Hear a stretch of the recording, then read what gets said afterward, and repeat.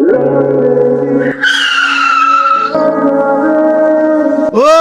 বস্তি সব খালি কর, আর ঘরের মধ্যে যেসব জিনিসপত্র আছে বাইরে ছুঁড়ে ফেলে দে।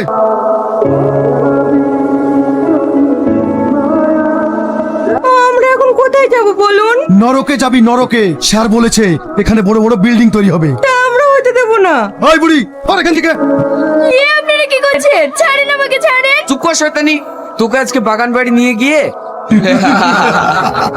আপনাদের কোনো ভয় নেই। এই বস্তিতে আমি যতদিন বেঁচে আছি, এই বস্তি আমার মায়ের মতো। এই বস্তি থেকে এক মুঠো মাটি আমি কাউকে নিয়ে যেতে দেবো না।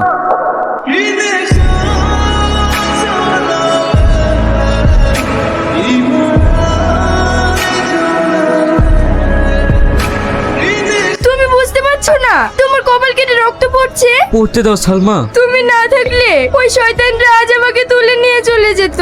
আমি থাকতে তোমাকে কেউ নিয়ে যেতে পারবে না। আমি তোমাকে অনেক ভালোবাসি।